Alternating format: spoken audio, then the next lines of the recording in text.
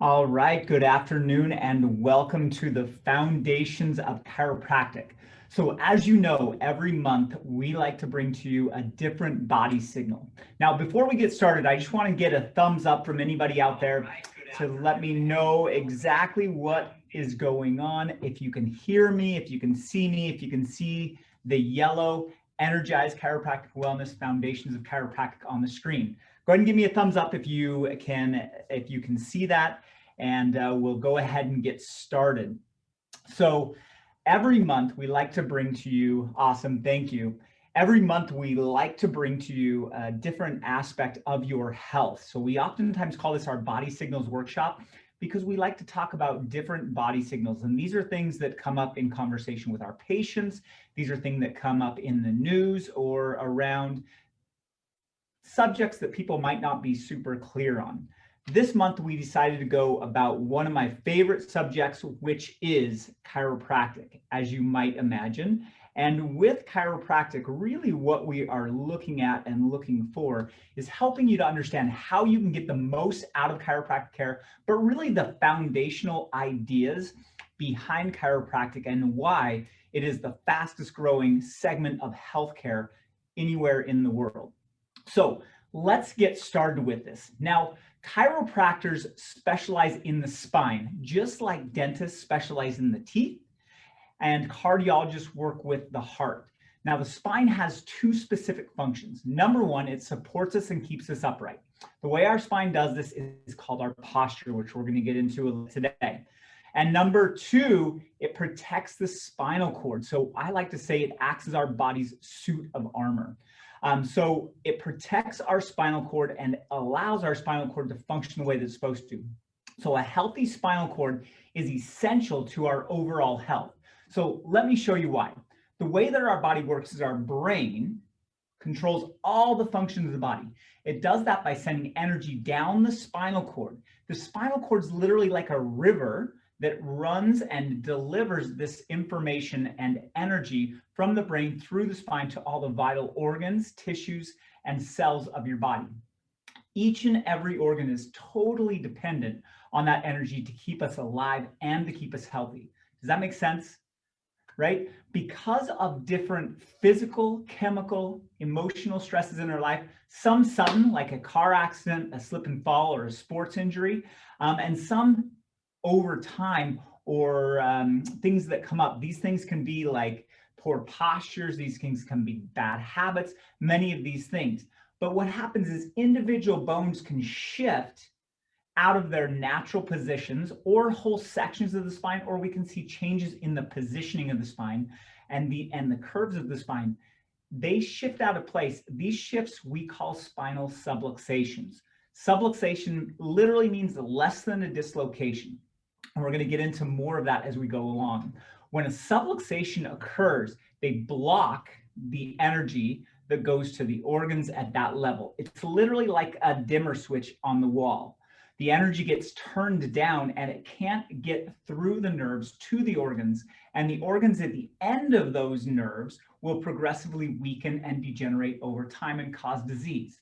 So this usually happens especially when we start to get multiple sections of the spine that aren't working properly.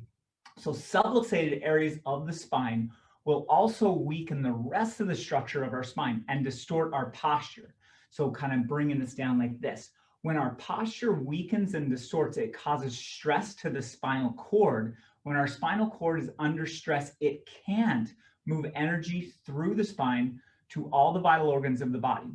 When the organs don't get that vital energy they need for your overall health, it will progressively weaken and degenerate over time and eventually cause disease. So you can see how your posture is directly related to your overall health. Now, this is important. Many postural distortions don't at all cause any pain. By the time that you feel them and you're in pain, the nerves are inflamed and your body is already in crisis. So we're going to dive in and help hopefully understand, and feel free to ask questions as we go through this as well. But we're going to talk about how the body functions. So let's, before we do that, talk about what and if our current medical system is working, right? We all grew up, myself included, in an allopathic world and in an allopathic model. Now, what does that mean? That means that we grew up understanding that our body is a machine and it breaks down and it needs to be fixed, right? It's a different model than what we look at as chiropractic. But we all know that our current model is not working right? We're looking for alternatives. People are educating themselves. People are doing things on their own to become more healthy, because we know that the more you go to the doctor and the more you go to get medication, the more surgery you get. It does not make you healthier. Let me ask you this. This is actually a great question. What is that cabinet that's on your wall in your bathroom that sometimes has glass over it? We don't have them as much anymore, right? What do we call that, right? We call that a medicine cabinet. Now, are you more healthy if that medicine cabinet is chock full of medication? Or are you more healthy if it just has your toothbrush and your toothpaste? What do you think, right? You're more healthy if you're not taking the medication, right? Because medication does not fix the problem. What fixes the problem is what's inside, right? So let's look at some of the things that are going on, right? The first question is, which country spends more on healthcare than any other country? That's right, it's the United States. Now, because we do that, we should be the healthiest country on the planet, right? Because we spend the most on healthcare. But we're not. Where do we fall? When we look at the 40 healthiest countries on a list, the US tends to fall anywhere between number 38 and number 40, right? Now, who takes 45% of all the world's medication or prescription drugs? That's right, the United States, right? And we take over 90% of the world's opioids, right? So if we're taking 45% of the world's medication and those are supposed to make us more healthy, then you would think that we would be the healthiest country on the planet. But once again, we're not. So number 3 is where does the US rate on healthiest nations? I'm just reading this off my slide now, but I already answered your question, right? So we are at the very bottom. We're one of the sickest, right? So there has to be a better way. And that's what we're looking at. I want you to understand, and it's so important that we all understand that our bodies are amazing. Think about how the human body is formed, right? We come together and there we go. We come together with 2 cells. The 2 cells come together and they start to replicate. They eventually form a fetus, and then eventually a baby is born. Those things are all done without any outside input. The human body builds that and puts that all together, right? So the chromosomes come together, then we end up as a toddler like you see on the screen. We end up in our adulthood, teenage years, all of the different things that happen. And guess what? Our bodies take care of us all along the way. Your body's extraordinary. One of the most important things to understand is that our bodies are extraordinary, and the way that our bodies function are extraordinary as well, as long as there's no interference. So we're going to get into this because the central nervous system, and I was talking about this with our son Lawson the other day, the central nervous system is the master system, right? So the way that I think of it is the central nervous system is the brain and the spinal cord. Everything from about an inch off of the spine, an inch and a half, then it becomes the peripheral nervous system. So everything outside in our body is the peripheral nervous system. But the central nervous system is the master system.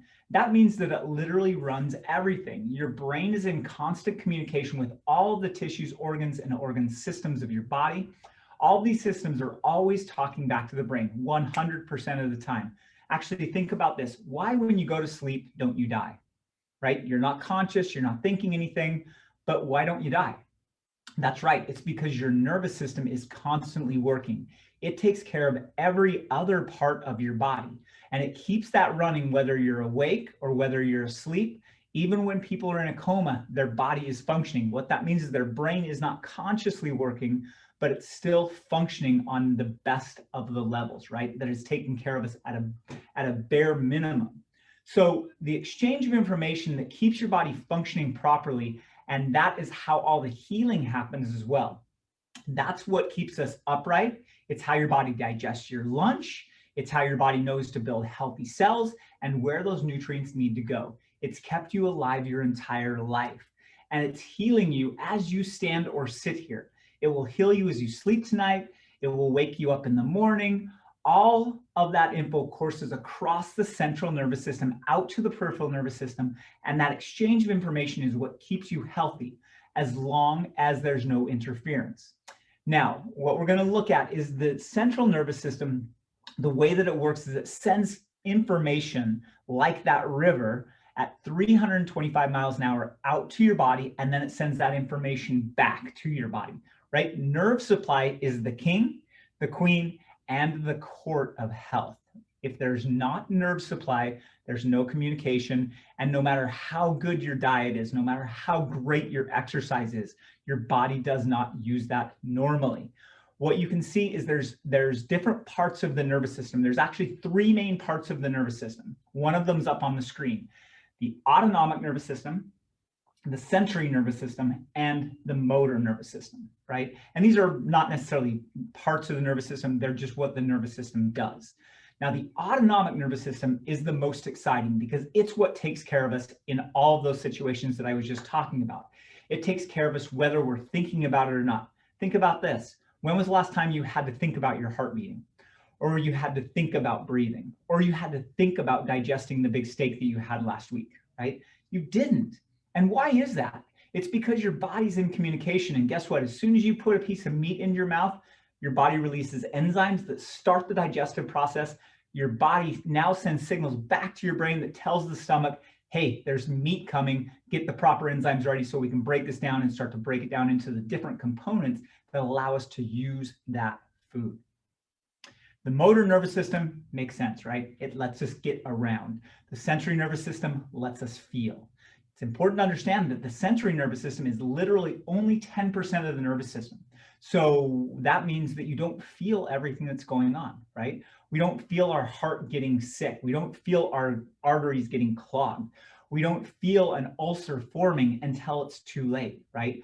It's really important to understand that the spine and the nervous system are how the body is supposed to function, right?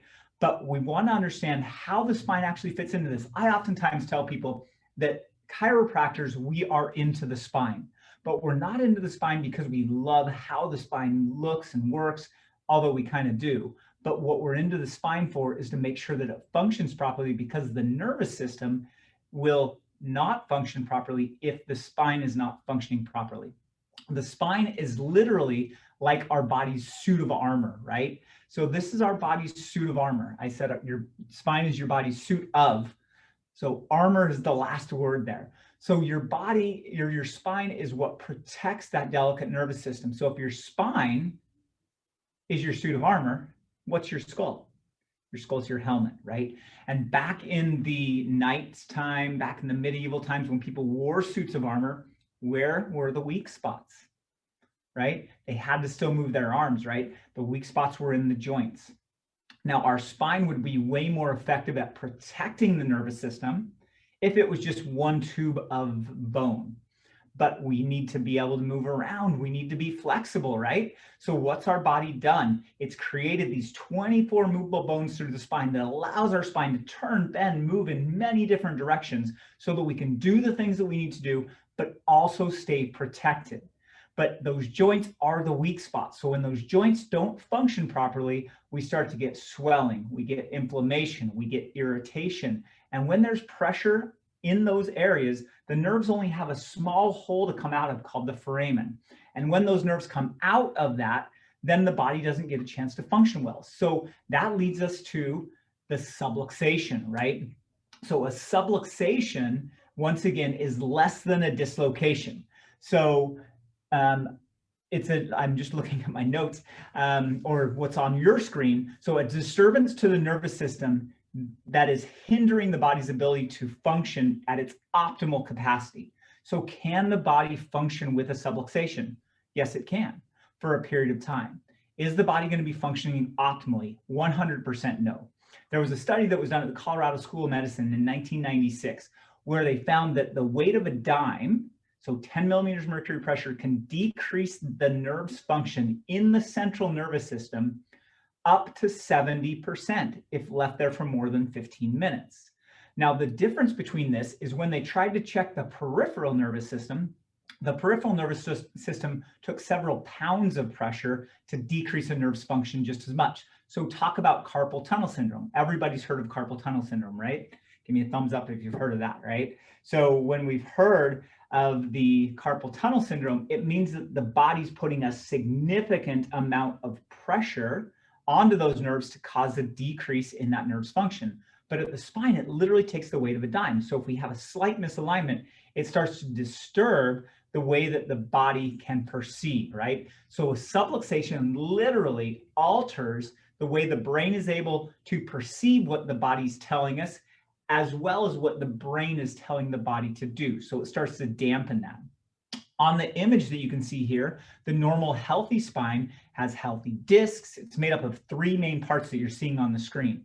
The spinal bone, which is the vertebra, the disc, which is kind of a shock absorber, more of a spacer between each one of the bones so that the nerve has space to come out, and the nerve. You can see that hole there where the nerves come out of. It's just bigger than the spinal nerve. So if there is misalignment, if there's swelling and inflammation, we start to get shifting of that. And that's what you can see I'm just pointing to right here, that red area on the nerve, right? So we want to make sure that we're able to function the best that we can. Now, subluxations cause health problems.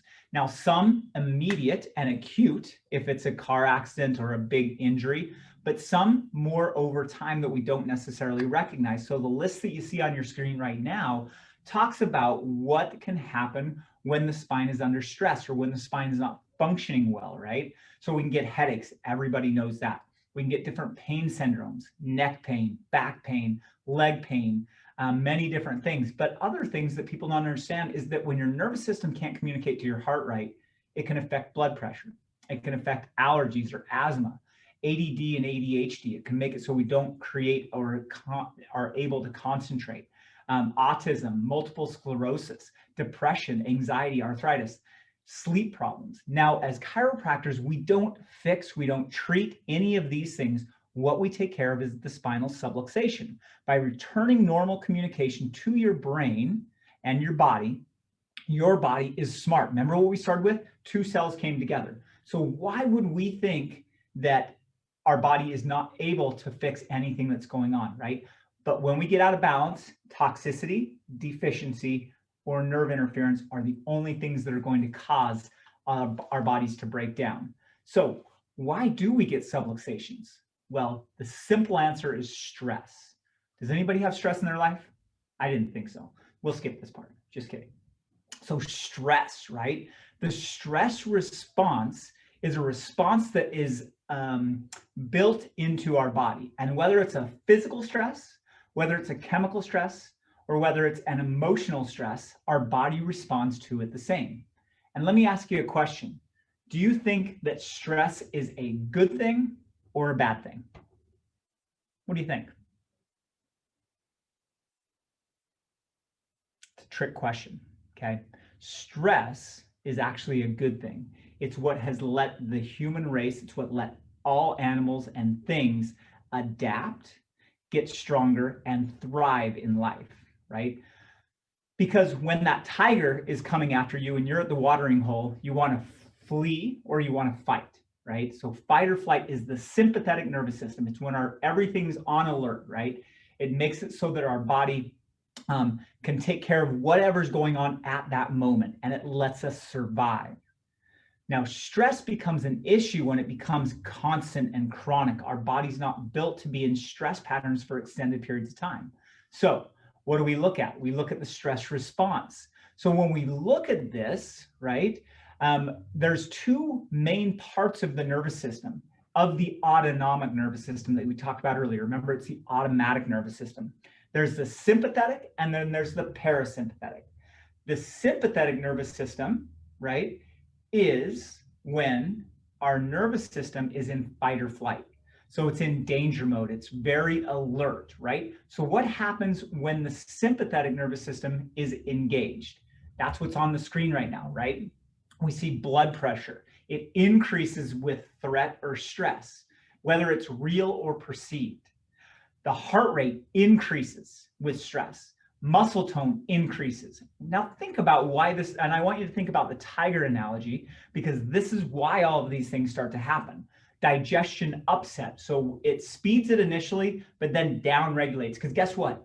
The digestive system is an expensive system as far as energy goes. So we stop the digestive system, right? Because we want to make sure that our blood is going out to our extremities and to our muscles so that we can do what we need to do to get out of danger.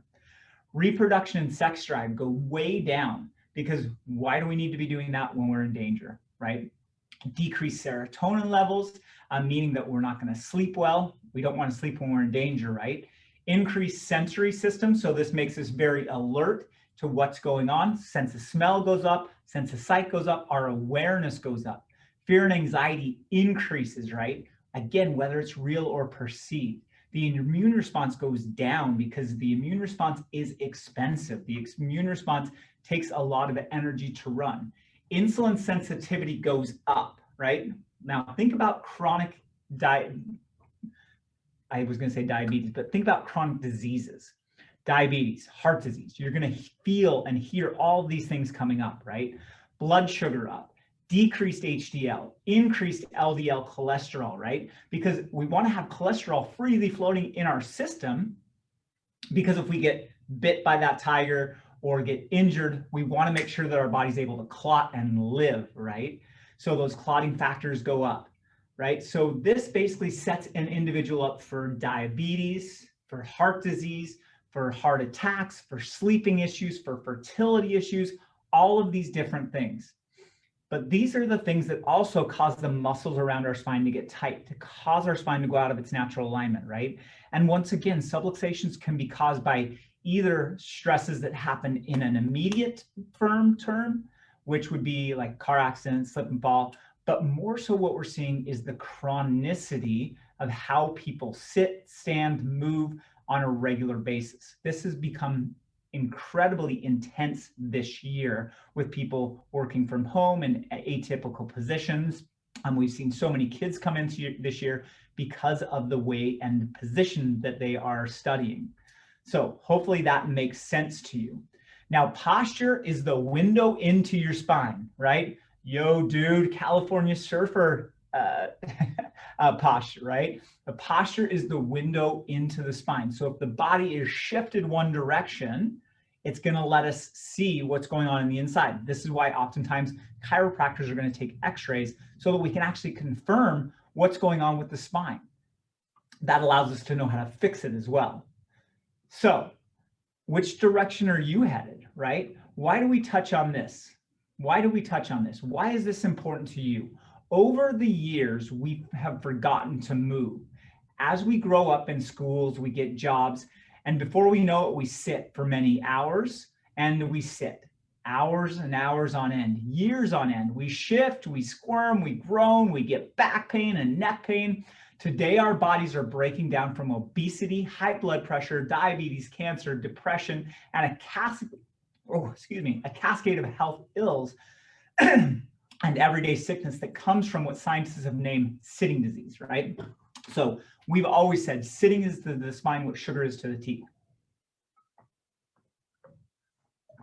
So we end up with all of our, with all of the activities that we do, essentially sitting, right? It adds up to about 21 hours of sedentary lifestyle. Mixing this with TV watching time, computer time, eating, sitting at work, all of these things, sleeping, right? So that means maximum, the average American is active for 3 hours. And I bet you could look into your life and find out that this is not necessarily how much you are active. So which direction are you headed? It's an important question to ask, right? Because mostly small things happen over and over again. Yes, the bad habits that you've been forming since you were young, right? So it can lead to your body being in pain or being moved into the wrong position, right? So that's what we start seeing and why we look at correcting posture. But doc, what caused this? I don't know. Could have been the fall that you had, right? This is one of my favorite pictures. Or it can just be that you've been sitting on a consistent basis. So the way that we treat our bodies is the way that we're going to create an outcome, right? So what we look at is symptoms are literally body signals. I look at the tip of the iceberg. The tip of the iceberg is the symptom or the body signal.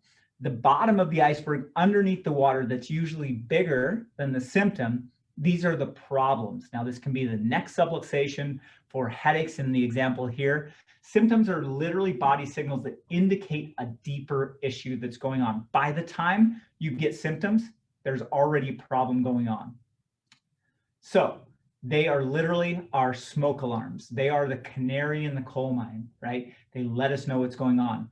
But the dangerous part is that symptoms come on at the end of a problem, not at the beginning of a problem. So by the time a symptom is there, your body is already in crisis, just like I talked about in the beginning, right? So what kind of things could be body signals, right? So what we know is that as much as 77% of office workday is spent sitting in front of a computer, twisting our bodies into weird Tetris blocks, for the most part, unmoving chairs.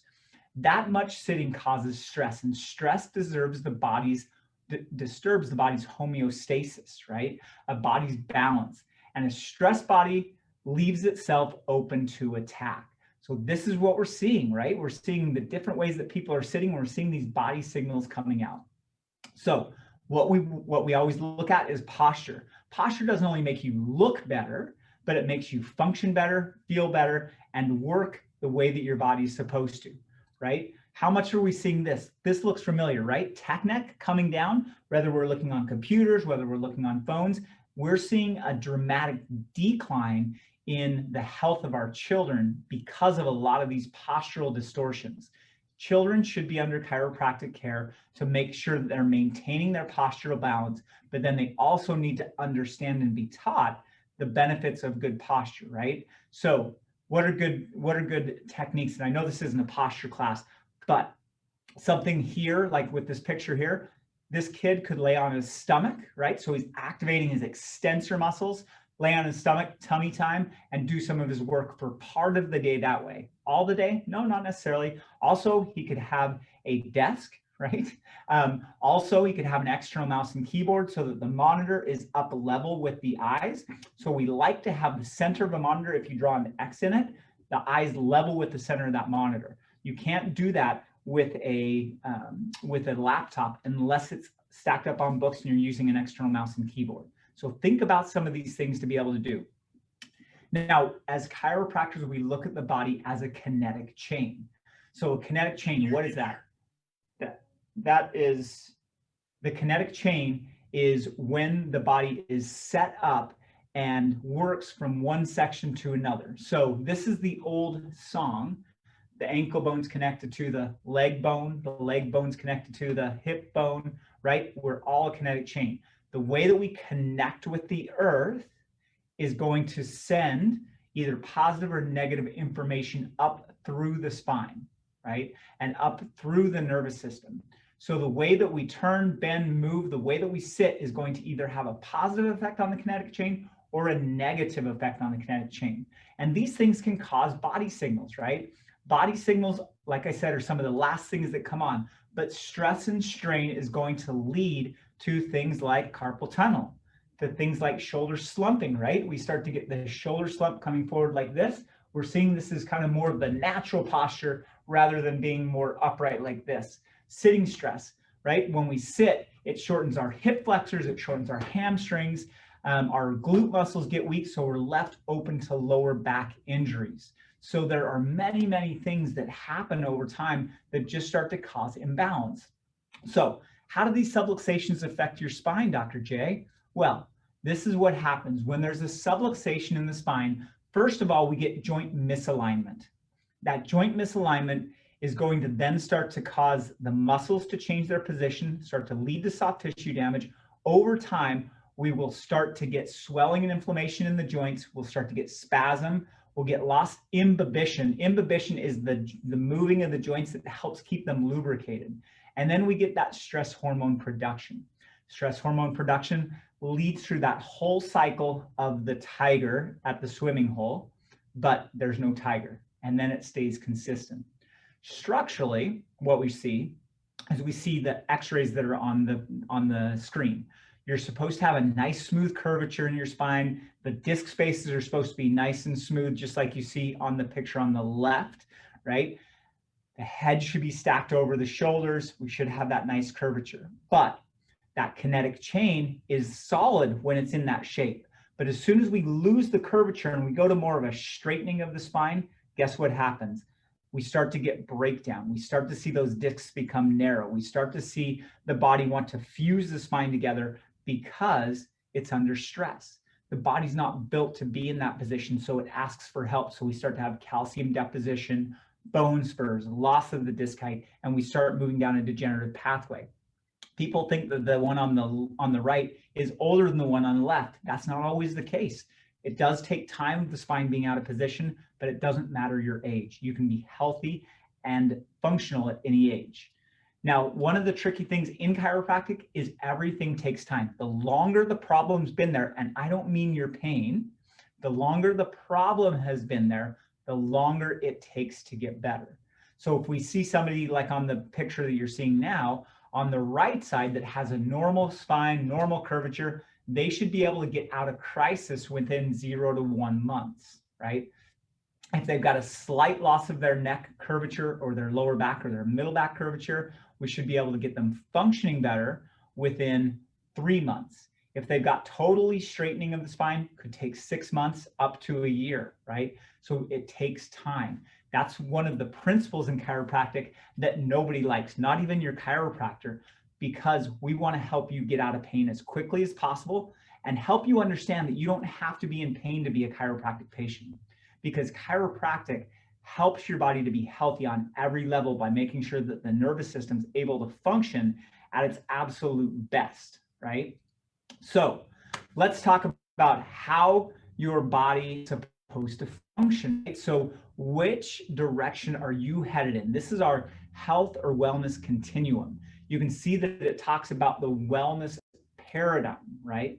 So what we look at is which direction you're moving in. What I want you to understand or look at on this picture, right, is the neutral point. This is smack dab in the middle. What does this say? No discernible illness or wellness, right? So this means there's no pain, body's feeling pretty good, but we're not necessarily moving in any direction. On the right, going toward high-level wellness, this is having an awareness, an education, and being able to grow with where your health posture and position is. So what does this mean when you hit the ground running? This means good nutrition. This means good exercise. This means good sleep. This means amazing nervous system function so that it can take those first 3 things and help propel you into good health, right? What does the left side look like, right? Signs. So what's a sign? A sign, do this with me. Take your head, turn all the way to the right, turn all the way to the left, tip your head to the left, tip your head to the right, move around. A sign, when we look at you and do an examination, is a decrease or shift in the way that you can move. So if you're not moving to the full range of motion that you should be, then that's a sign. It might not cause any pain. It might just feel a little bit tight, but that's a sign, right? A sign is that something is not working the way it's supposed to. Now, a symptom, this is when you already have a body signal. You were already past that midpoint. You're moving toward premature death. And that might sound a little bit harsh, but you're moving toward unhealth, right? Because we want to understand what that means. And then after symptoms, if it's there for long enough, we start seeing disability come about. When we have disability, we start changing everything that we do, right? So it's a slippery slope that we actually start to run into. And then we move into premature death. So which direction are you headed? It's an important thing to help and understand with. So if anybody has any questions, let me know what those questions might be. But I'm just about ready to wrap up. It's so important that you understand what you are going to do about it. So what are you going to do about it? My suggestion would be to get into your chiropractor, give our office a call if you're in our area. If not, let us know. We can help you find somebody that is going to not only take care of your symptoms and get you feeling better, but help to fix the underlying structural issues that have started to cause some of these issues in the first place. You need to understand that your body is healthy. that your body is meant to be healthy is maybe a better way to put it, that your body is smart, that when there's nervous system interference, so your brain and body are not in good communication, your body can't be as healthy as what you want it to be. So take the steps, move in the right direction. You know, one of the biggest factors in health is procrastination. If you procrastinate, then health gets worse. If you take action, then your body's going to heal sooner, faster, and better. Because the longer you have a problem, the more your body gets stuck in that process. The faster that you start changing the things that you're doing, whether that's changing your diet, whether it's starting to get adjusted so that your nervous system can function right, or whether it's that you're starting to sleep right or exercise right? Everything is a step in the positive direction. Now, you don't need to do the right things all the time, but we need to start understanding what is right and what's not right. And when we look at the stressors in our life, right? Physical, chemical, emotional stress, if one of those is ever higher, right? So say there's a lot of emotional stress because we've been stuck inside for a year, right? What do you think we should do? We should make sure that we are getting really good nutrition and really good exercise, because sometimes we can't control the emotional traumas that come at us, whether it's an illness with somebody in the family or whether it's a global pandemic, right? We need to understand how that works. So if you liked anything that you heard today, please go ahead and leave a comment below or on Facebook. We really want to make sure that you are getting the best that you can out of these workshops. From our office, if you need referrals for somebody outside of our area, let us know. Chiropractic should be an important part of everybody's life, right? There's two ways to think of chiropractic. It's for an acute pain relief and symptom relief from a problem that you have going on, right? Which it helps greatly with. But where chiropractic really shines, and the studies really back this up, is with long-term health. So using it as a simple lifestyle strategy. Does chiropractic take the place of your medical doctor or exercise or anything else? No, it doesn't. It's part of the team, right? I look at medicine and medical doctors as being like the firemen that go to help with the crisis situation. They help to put out the fire. You're grateful that they broke down the door with their fire axes or with their fire hoses and their axes, and they saved everything, right? But now after that crisis, what do you need to do? You need to get rebuilt. You need your body to be functional and strong again. So step into your local chiropractor's office. Hopefully you find Energize Chiropractic and Wellness, and you have a fantastic time in our office getting healthy for a lifetime. I'm Dr. Jeremy with Energize Chiropractic and Wellness, and we are here to help you energize your life. Thanks a lot for joining us, and we'll see you next month.